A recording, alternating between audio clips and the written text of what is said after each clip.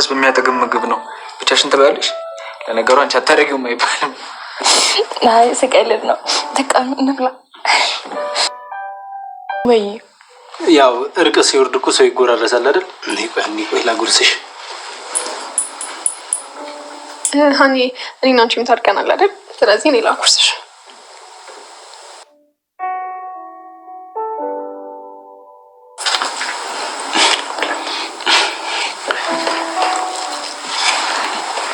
እኔ ምላ አለቃ እኔ እናንተም እኮ ተጣልተን ነበር። አታጉርሰኝም እንዴ? ደሞ ላንቺ ኧረ አጎርስሻለሁ። የኛ የበረሃን በጣ ከካልጨው እሺ ያ ተማከ ኧረ ተለቀ ፍቅርና ጉርሻ ሲያስጨንቅ ነው ጥሩ።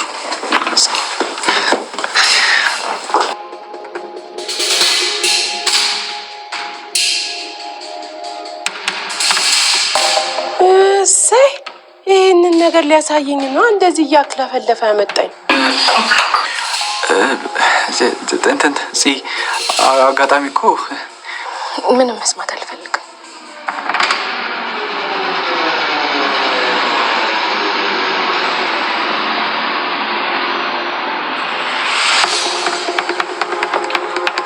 ልጅቷ ወዴት ቀረች? ምን አውቄ በልጃት። ትንሽ እንጠብቃትና ባይሆን እኔ ሄጄ አመጣታለሁ። ብርቅዬ እስኪ ሰዓቱ ላይ ህፃን ጨምሪበት። እሺ እሺ አጫዴ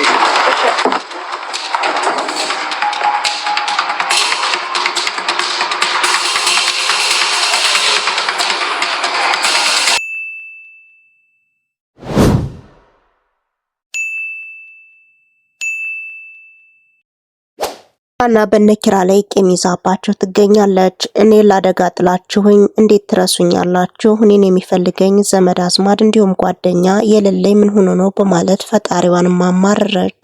ጆከርና ሰኒ በሄዱበት ክፍለ ሀገር ከባድ ችግር ሳይገጥማቸው አልቀረም። አሁን ላይ ውቤት ወድሃለሁ፣ አፈቅርሃለሁ፣ አንተን ከጅያለሁ ብላ ከተናገረች በኋላ ጆከር ስላልተዋጠለት ሊቀበላት አልቻለም። ሰኒ ግን እንዴት ባለቤቴን ትመኘዋለች በማለቷ ከባድ ሰጣ ገባ ውስጥ ገብተዋል። ሀናን ስላስቀየማት አሁን ላይ ሻይ ቡና እንጋብዛት እንዲሁም ምሳ መጋበዝ አለብን፣ እሷ ሆዷን ትወዳለች ብለው በማሰብ ምግብም አዘጋጅተው ከቢሮ ሰብሰብ ብለውም ነበር። እናም ሲበዛ ቀልደኛ ናትና ኪራ ከታረቅን ላይ ቀርማ ለምን አንድ ጉርሻ አትጋብዘኝም ብላ በማሰብ እሷም በቃ አንቺ ካልሽማ አጎርስሻለሁ ብለው ሲጎራረሱ በድንገት ጽናት ከች ትላለች። ሰላም ጤና ይስጥልኝ አድማጭ ተመልካች ቻናል ቤተሰቦች እንደምናላችሁልኝ በያላችሁበት ሰዓት አቆጣጠር ሰላማችሁ ብዝት ትርፍ ይበል እያልኩኝ ለኔ ቻናል አዲስ ከሆናችሁ ቪዲዮ ላይክ ቻናሌን ደግሞ ሰብስክራይብ በማድረግ አበረታቱኝ። አብራችሁን ቆዩ።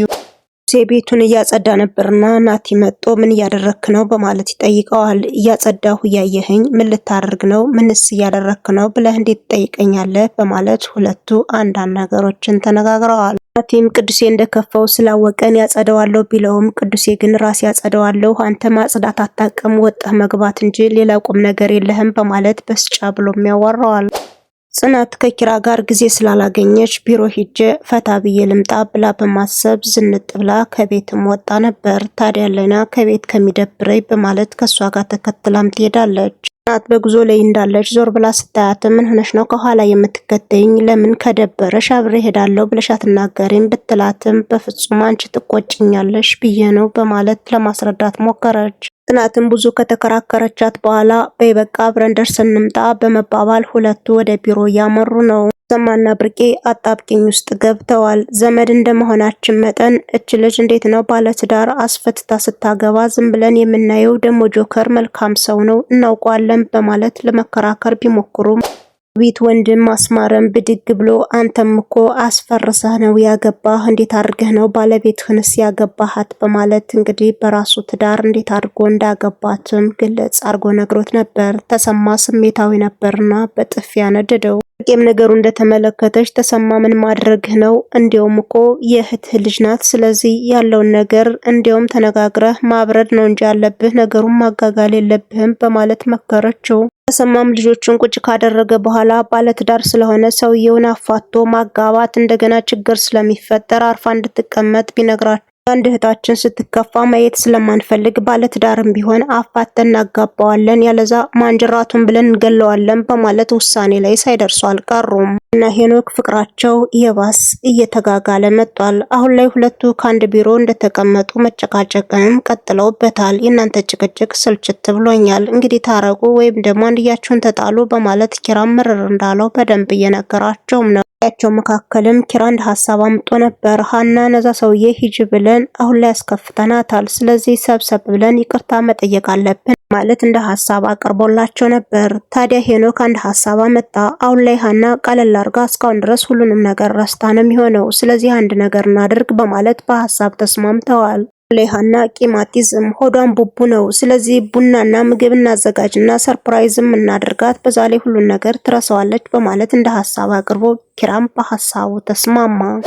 ትነት ተሰማ ቀጥረዋት ነበርና ወደ እነሱ ልብሷንም ካዘለች በኋላ ጎራም ብላ ነበር። ታዲያ መንገድ ላይ ሰኒን ስላገኘቻት ድሮ ያደረገቻት እንዲሁም የደበደበቻት ትዝ ብሏት ስለነበረ ልነቃት አልነቃት እያለች ለራሷ እየነገረችውም ነበር። ታዲያ ወደ እሷ ስትቀርብ ግን ሰኒ ዝም ብላ አልተመለከተቻትም።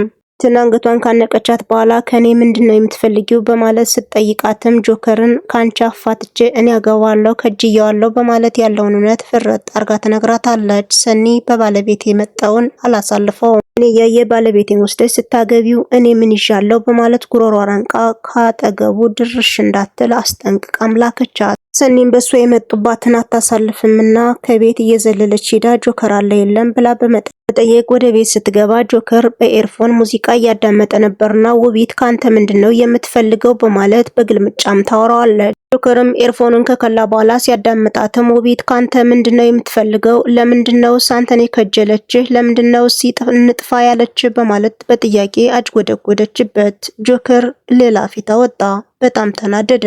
እኔ ስለሷ ምንም ነገር አላቅም፣ ብቻ ግን እንደምትወደኝ ከነገረች በኋላ እንጥፋ ብላ ሐሳቡን ያመጣችው እሷ ናት። ስለዚህ እኔ ምንም ነገር አላደረኩም፣ ልታምኘኝ ይገባል በማለት ለማስረዳት ሞክሮ ነበር። ግን የሆነውና የተፈጠረው ነገር ክፉኛ ስላናደዳት እሱም ማዳመጥ አልፈለገችም። እሱም ብዙ ነገር ካጣረ በኋላ ጥሏትም ወደ ግቢ ወጥቶ ነበር። እሷም በነገሮቹ የተቆጨች ትመስላለች። ቢሮ ሰብሰብ ብለው ሀናን ጠርተው ምግብ እንጋብዝሽ ብለው በማሰብ ይቅርታም ጠይቀዋት ነበር። ታዲያ ምግቡን ከመብላታቸው በፊት ቃቁመው አንዳንድ ጥያቄዎችንም ጠይቀው ይቅርታም ጠይቀዋታል። ሀና ግን ነገሮች አናደዋት ስለነበር ስቅስቅ ብላ አለቀሰች። እናም አልቅሳ ስለወጣላት አሁን ላይ ምግባችን መብላት እንችላለን፣ እባክሽን እኔ ቡቡ አታልቅሽ በማለት ሄኖክም ካታለላት በኋላ ምግባቸውንም ሲጎራረሱም ነበር። ታዲያ በወሬያቸው መካከል ኪራዬ ስለተታረቅነን ብታጎርሰኝ ምን ችግር አለው በማለት እንደ ሀሳብ ታቀርብለታለች።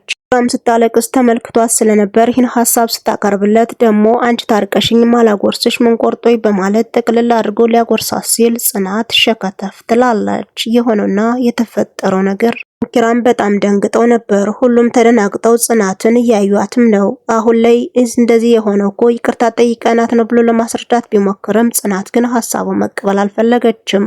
ምንም ከተመለከተች በኋላ ጽናት ማብራሪያ አልፈልግም በማለት ነገሩን ትደመድማለች። ኪራም ከንፈሩ እየተንቀጠቀጠ ይገኛል። ወዳችሁና የማከብራችሁ የቻናሌ ቤተሰቦች እስከ ቪዲዮ ፍጻሜ አብራችሁ ስለነበራችሁ ከልብ እያመሰገንሁ በተመሳሳይ ሰዓት በሌላ ቪዲዮ እስከምንገናኝ መልካም ቀን ተመኘውላችሁ።